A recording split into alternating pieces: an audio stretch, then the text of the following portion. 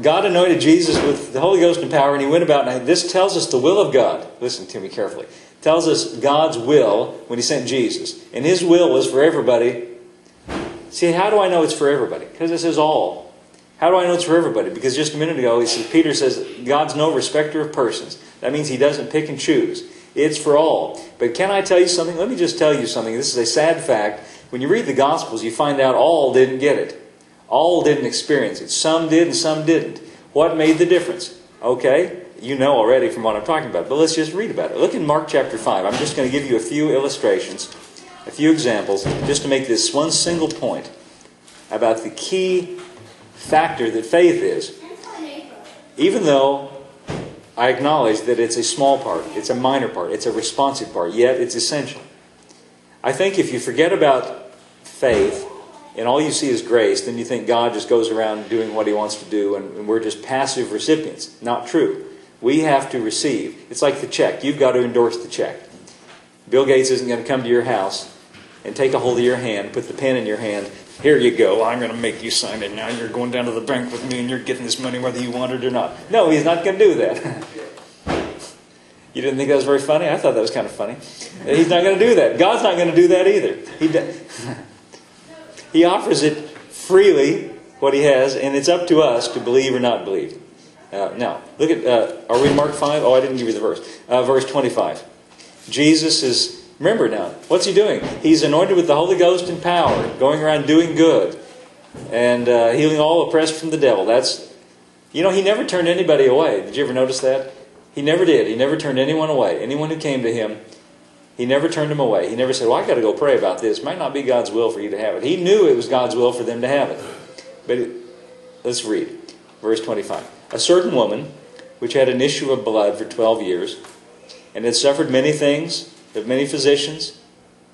This could be true today. That could happen today. And spent all that she had. That could happen today too. And nothing better, rather worse, rather grew worse. That could all happen. This could just be as true today as it was then. And she's in a pretty helpless, hopeless situation now. She's spent all of her money, and you can't fault her for doing what's the logical thing to do. But it didn't help, and she's worse. But, verse 27, here's the good news. She heard of Jesus. It's so important, and such an important thing, to finally let that sink in, and to hear of Jesus. What did she hear about Jesus? Well, evidently she heard that Jesus is in the rescuing business, that he's in the saving business, that he's in the healing business, that Jesus knows how to straighten things out. Now, I'm saying it that way so that it's broad enough that it applies to any situation. She heard of Jesus. What did she do? She came in the press behind and touched his garment. Why did she do that? Verse 28 says, for she said. So interesting. She just got it in her mind. She made it up. She got it in her mind. If I may touch his clothes, I shall be whole. Jesus didn't say that. She said it. Jesus wasn't going around advertising, everybody, if you can touch my clothes, you'll be made whole. That was her idea. That's what she believed, by the way. She believed that if she could touch his... See, the key thing is she knew if I could get to Jesus, he can handle my situation. And somehow she got in her mind, maybe she heard somebody else did this. I don't know, but she said, if I can touch his garment, I will be made whole. So, what did she do? Verse 28. She said, if I may touch his clothes, I shall be made whole. So she set about to do that. That's what she believed about it. Verse 29. She touched him, and straightway the fountain of her blood was dried up. And she felt in her body that she was healed of that plague. And Jesus, immediately knowing that virtue, did you know the word virtue there is translated from the exact same Greek word we read in Acts 10:38. It's dunamis. It's power. Jesus was anointed with power and the Holy Ghost. And he knew in himself that power went out of him. It's interesting. He knew that. He was anointed with that power, the power to get it done. He knew it went out of him. And he turned around in the press and he says, who touched my clothes? Now, do you know what's really fascinating to me about this? See, I think about these stories and I just visualize it. And I think, you know what's really fascinating about this? He says, I sense that power, this power that I'm anointed with to help people, it's gone out of me. But he didn't know who got it. He said, who touched my clothes? You know why? He didn't know. That means he wasn't choosing. He wasn't picking and choosing. Jesus wasn't looking around through the crowd and looking for just the right one to get this. Not everybody's going to get this today, just the right one. Who is it now? He was just walking through the crowd and she decided, it's me. He didn't decide. See, the will of God was already established when He anointed Jesus with the Holy Ghost and power for everybody. And that hasn't changed. It's free for everybody. But did you know in this crowd only one person got it? Though it was for all of them. Now you can't tell me that in a crowd of people there weren't other people that needed things. And also I'm going to tell you that Jesus had compassion on all of them. And if it was up to just Him, if it were just by grace, if it were up to just Him, they all would have had it. But it's not by grace you're saved. It's by grace through faith.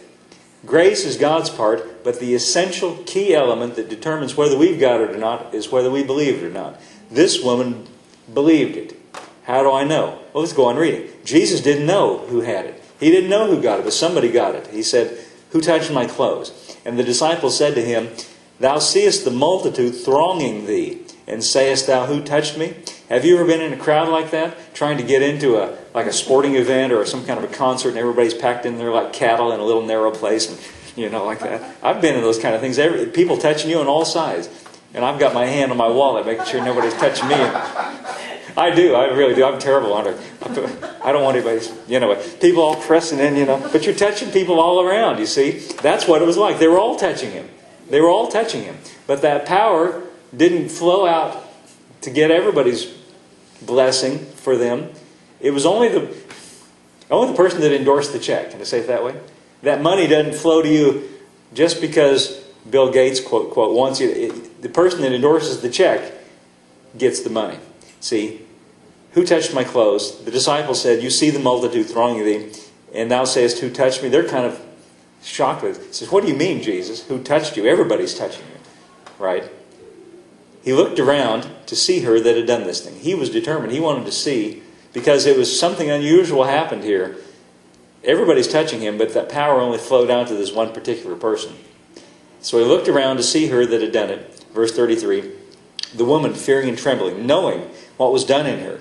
She could feel it. It was real. The reality, faith is the substance of things hoped for. Don't you know what she was hoping for when she came in that crowd? What gave she felt the reality of it. She had the substance of it.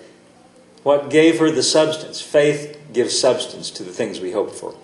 She knew what was done in her. She came and fell down before Him and told Him all the truth. Listen to what He says to her. He said unto her, Jesus, now these are the words of Jesus Himself. Listen to what He says. "Daughter, thy faith, hath made thee whole." Now we know from what we've read. We know from Acts 10:38 that Jesus was anointed with the Holy Ghost and power. We know that the power was in Him. And we know that the power that was in Him flowed out of Him and got it done. Because it said it in the text. But here's what He said. Here's where He put the emphasis. He said the key thing here, "Daughter, thy faith hath made thee whole." Why did He say, "Daughter, thy faith"? Why didn't He say, "My power has made you whole"? Because the key element in this, the key factor, the most important thing was the fact that she believed it. Her faith gave substance to the thing that she hoped for. Can you see it in that verse? Let's read another one. Stay here in Mark. Look in chapter 10. If it were just an isolated incident, we might be able to write it off, say, well, maybe just in this one case. It's not an isolated incident. This happened again and again and again. Acts chapter 10, look at verse 46, I think is what I want. Acts chapter 10, verse 46. Here's Jesus. Remember, He's anointed with the Holy Ghost and power, just going, walking around, going on His way. And Jesus and His disciples, they came to Jericho, and as He, that's Jesus, went out of Jericho with His disciples and a great number of people, blind Bartimaeus, son of Timaeus, sat on the highway side begging. Now this guy evidently is in a bad situation. He's out begging. He's blind. I guess he can't work, doesn't have any money, so he's a beggar. He's in a bad situation. When he heard that it was Jesus of Nazareth, interesting, this is just like that woman with the issue of blood. She heard of Jesus. He heard of Jesus. He heard it was Jesus passing by. And evidently, he believed that Jesus was able to help him. See, that's one thing right there. You got to at least believe that Jesus has... I think some people are so indifferent.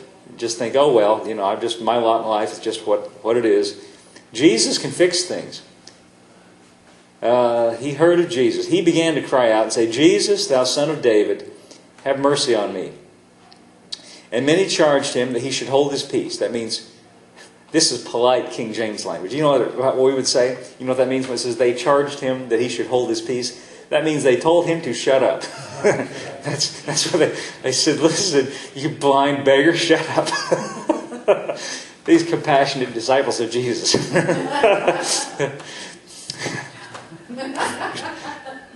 You blind beggar, shut up. They charged him that he should hold his peace, but he cried the more. I love this because he wasn't going to be put off. He knew that Jesus had what he needed. And it's funny, these disciples of Jesus, this represents the ministry. These are those who are ministers. They weren't helping much in this, you know. So you can just go right to the top, is what I'm saying. You don't worry about the people in between. Just go right to the source. That's what he did here. It's okay just to cry out to Jesus because he's got the answer for you.